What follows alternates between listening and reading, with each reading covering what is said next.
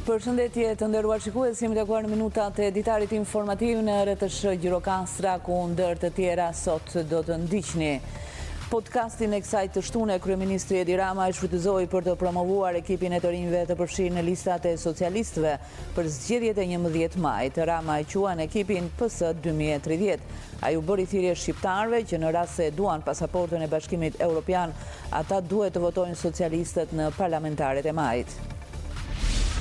Shërbimi shëndetësor në Banesë tashmë është kthyer në prioritet të punës së njësisë vendore të kujdesit shëndetësor Gjirokastër, pothuajse në të gjitha ditët e javës. Bluzat e bardha të qendrave shëndetësore i gjen pranë njerëzve që kërkojnë ndihmë mjekësore, por edhe pranë atyre që kanë të vështirë lëvizjen drejt tyre.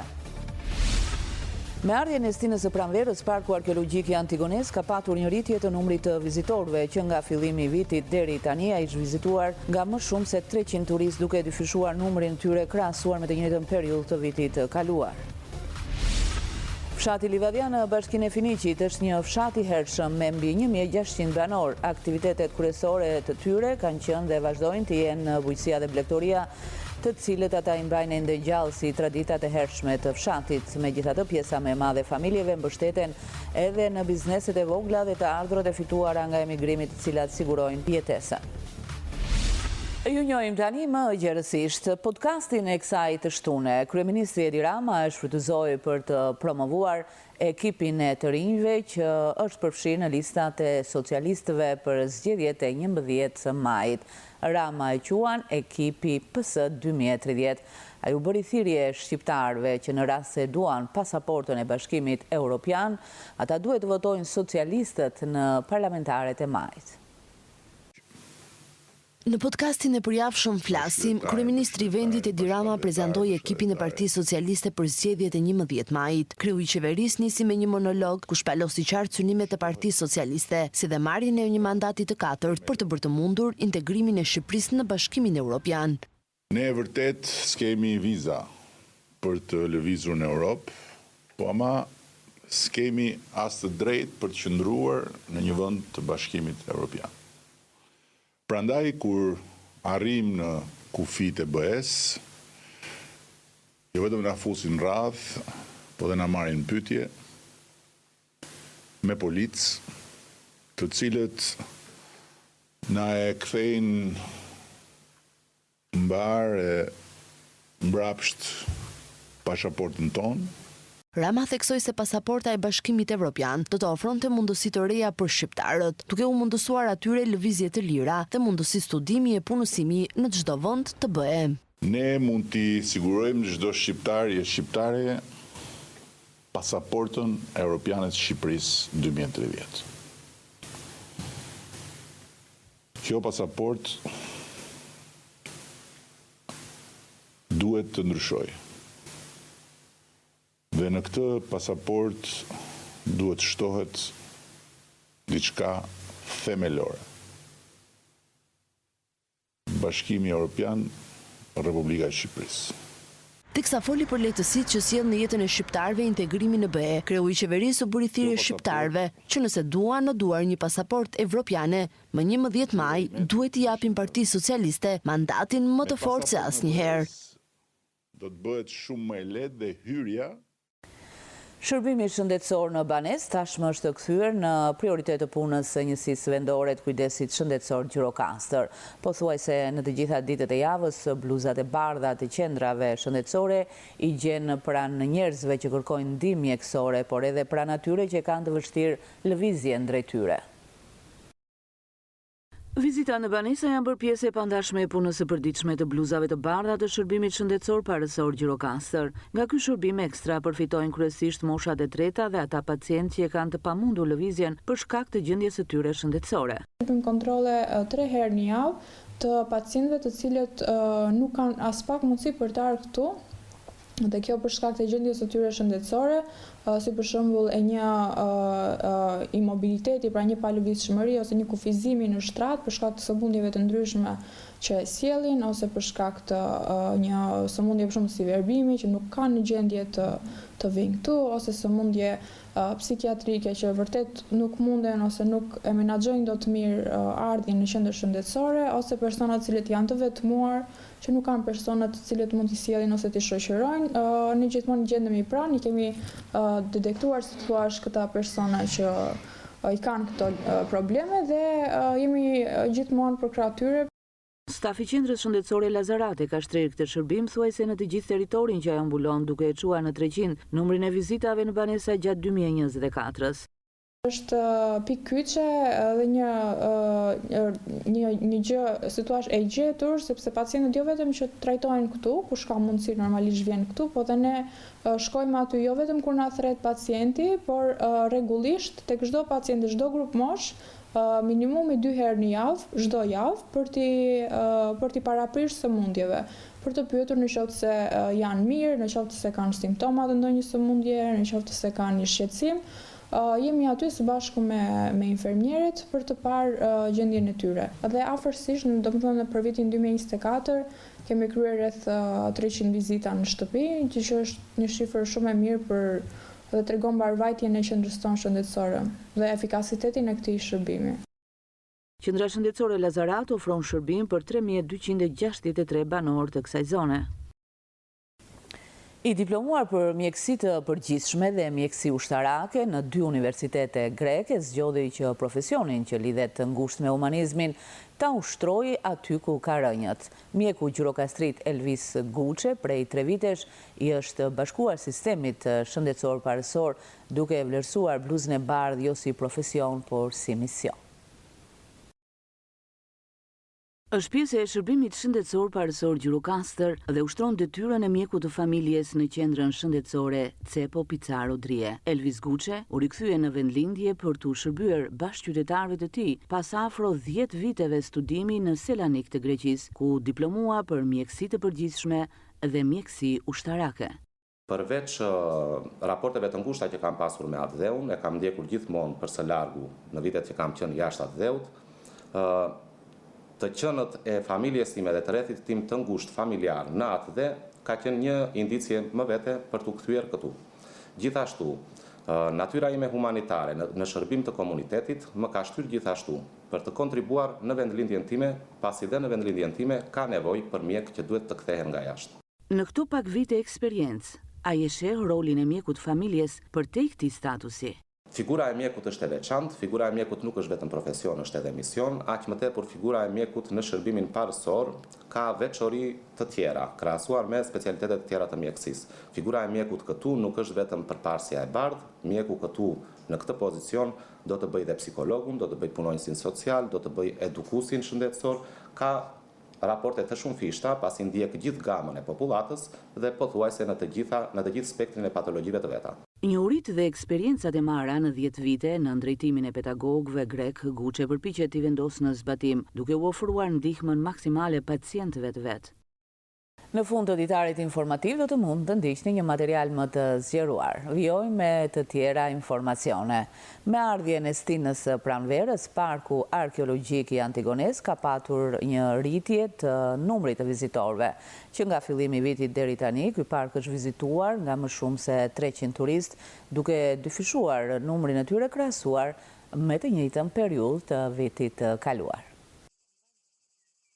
Si çdo vit edhe këtë pranver, grupet e vizitorëve vendas dhe të huaj kanë nisur të vizitojnë destinacionet turistike të Luginës së Drinos, ndërtoi edhe Parkun Arkeologjik të Antigones. Vizitueshmëria në këtë park ka filluar të rritet që prej ditëve të para të janarit, që prej fillimit të vitit ky sit arkeologjik është vizituar nga më shumë se 300 turistë, duke regjistruar një rritje të ndjeshme krahasuar me të njëjtën periudhë të vitit të kaluar.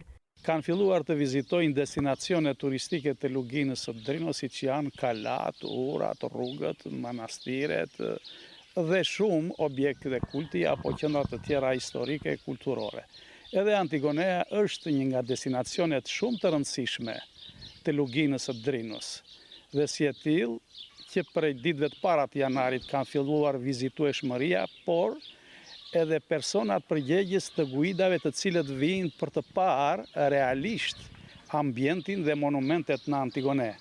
Deri tani jemi në fazën kur mund të themi se viti 2025 patjetër do të jetë një vizitueshmëri e cila do të lërë për shtypje. Për arsye se kontaktet që kemi pasur me agjensitë e ndryshme turistike dhe institucionet janë pozitive. Kështu që Antigonea tashëm është gati për të pritur dhe përcjell vizitor nga vende të ndryshme. Kemi një lloj dyfishimi të numrit turistëve, nuk do të jetë surprizë që nga muaj maj ne të japim një shifër që nuk është përmendur asnjëherë. Mendojmë dhe patjetër do të provojmë vizitueshmërinë e vizitorëve të cilët do të qëndrojnë dhe jo vetëm vajtjeardhje, por do të qëndrojnë ndoshta edhe për fjetje, sepse ka pasur vizitueshmëri Bernaditës. Këtë ne konstatojmë edhe në përgatitjen e bujtinave të reja që kjo zonë në përgjithësi, por dhe gjithë lugina e Drinos, sepse ne kemi edhe sitin arkeologjik të Adrianopolit, mendojmë dhe duke kontaktuar, themi se viti 2025 do të jetë ndryshe. Për të vazhduar këtë trend të rritjes së vizitorëve në parkun arkeologjik të Antigones, gjatë muajve në vijim do të realizohen një sër aktivitetesh. Një lloj përvoje kemi krijuar, një lloj kalendari për pritjen dhe përcjelljen e tyre edhe me aktivitete të ndryshme kulturore, sidomos me ekspozita, me mini koncerte, por edhe me pjesë të tjera të cilat janë pothuajse të udhëhequra nga mjeshtër të artizanatit, siç janë ata të punimit të gurit, të drurit, por dhe të punimeve të tjera të qëndruestarisë që kjo zonë i ka tradit. Kështu që në përgjithësi trashëgimia kulturore historike dhe folklorike është e njohur për këtë zonë edhe nëpërmjet promovimit që ne kemi bërë. Dhe të gjitha së bashku e bëjnë Antigonen tashëm një destinacion shumë të rëndësishëm për të vizituar. Po ashtu tashmë kanë filluar edhe përgatitjet për mirëmbajtjen e ambientit dhe për mirësimin e sinjalistikës informuese, ndërsa në të janë krijuar edhe sheshe për pushim dhe mundësi për piknik në natyrë, për të bërë përvojën e vizitorëve më të këndshme dhe të plotë. Fshati Livadja në Bashkinë e Finiqit është një fshat i hershëm me mbi 1600 banor. Aktivitetet kryesore të tyre kanë qenë dhe vazhdojnë të jenë bujqësia dhe blegtoria, të cilat ata i mbajnë ende gjallë si traditat e hershme të këtij fshati. Fshati Livadja i vendosur në Bashkinë e Finiqit është një fshat i hershëm me një histori të pasur dhe tradita që kalojnë brez pas brezi. Me më shumë se 1600 banor, Livadjaja ka qenë një nga fshatrat ku popullsia ka mbijetuar dhe është zhvilluar përmes aktiviteteve bujqësore dhe blegtorale. Ka pasur shumë banor, kam rritur unë 27 shtëpi të gjithë fshati. Më vonë si të gjithë Shqipëri kolektivizua fshati i pari që bë një nga të parët bë kooperativ, edhe unë isha drejtues i saj. Banorët ishin me blegtori, sidomos me bujqësi. Të gjitha fshatrat lartë, edhe fshatrat majtas djathtas mblidhen këtu, më thënë, është rrugë kalimi këtu Livadja dhe Shkender. Është nga fshatrat e vjetra se Livadja ka qenë atë kohë, do të thënë që ka qenë lokalitet më para, ka qenë qendra e komunës, ish komunë Livadjas, do të thënë është një fshat me tradita të vjetra. Banorët e Livadjas mbajnë gjallë traditat e fshatit, megjithatë pjesa më e madhe të ardhurave të familjeve vijnë nga emigrimi dhe bizneset e vogla që ata mbajnë. Me agrume, pak atje që kanë në vath, për të ardhura s'ka, të ardhura marrë të gjithë nga Greqia. Pension marrë, djemi kanë dhe të gjithë, nuk ka njeri që... Mbahet me emigrimin, do me thënë. Me emigrim bëhet. Po më tepër është, ky vendi këtu është marrë me bujqësinë. Po kjo qendra këtu nga ka që është qendër, merret edhe me biznese, do të thënë. Ka fabrika vaj, do të thënë 3-4 fabrika vaj në zonën tonë. Ka vendosur plantacione me shumë plantacione me ullinj. Është domethënë merre më tepër edhe me këto punë bujqësore këtu. Në këtë fshat të Bashkisë së Finiqit, banorët kanë nisur të shikojnë me interes edhe zhvillimin e sektorit të agroturizmit, pasi numri i turistëve që kanë vizituar fshatin e tyre nga viti në vit vjen në rritje. Me funksionimin e maternitetit të ri para 7 vitesh, godina ish maternitetit të Sarandës është lënë në hares. Braktisja shumë vjeçare ka kthyer godinën e ngritur në vitin 1936 në një vend për depozitimin e mbetjeve, çka nuk i shkon për shtat qytetit që çdo vit e më tepër merr interesin e turistëve. Kjo ndërtesë shumë pranë buzës së detit në Sarandë, të paktën në 70 vitet e kaluara ka pritur mijëra fëmijë të posaardhur në jetë, ndërsa prej 7 vitesh kur u ndërtua dhe nisi të funksionojë materniteti i ri si një blok më vete pranë Spitalit Bashkiak Petronako, këtë ndërtesë ka mbuluar jo vetëm heshtja dhe aresa. Siç duket, edhe nga pamjet që sjell kamera RTS, ajo vazhdon të jetë e mbyllur brenda rrethimit të hekur të dikurshëm, por kjo nuk ka mundur hedhurinat e shumta që kanë kapërcyer rrethimin. Për të hekurave, ato janë bërë pirk në sallat e lindjes, në dhomat e nënave apo të fëmijëve, në vendin ku ishte kuzhina, lavanderia e kudo, prapa hekurave të dritareve, pajama dhe pajet. Qytetarëve që u qëllon të kalojnë andej, u dallohet në vështrim nostalgjia dhe keqardhja për fatin e kësaj ndërtese historike, që e ka mbuluar heshtja dhe misteri se përse po lihet në këtë braktisje të pashpjegueshme. Nuk është gjë mirë që të ngelet ashtu, ta bëjnë diçka, ta bëjnë një muze, një gjë, mos ta lënë ashtu pa zot. Keq na vjen se jemi rritur këtu në Sarandë dhe kur e shkojmë kështu të godit, tash e kanë lënë në shit të fatit edhe pritet se kush mund ta marrë.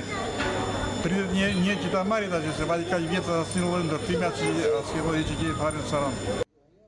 Ish materniteti Sarandës është një godinë historike dhe për faktin se ajo datohet si ndërtimi vitit 1936. Këtu kemi përfunduar të nderuar shikues, por unë ju kujtoj se me njerë pas siglës mbyllëse ju do të mund të ndiqni rrëfimin e mjekut të ri Elvis Guçe, i cili pasi përfundoi studimet për mjekësi në Greqi, u rikthye për të shërbyer në vendlindje. Ndahemi bashkë, miru ta kofshim.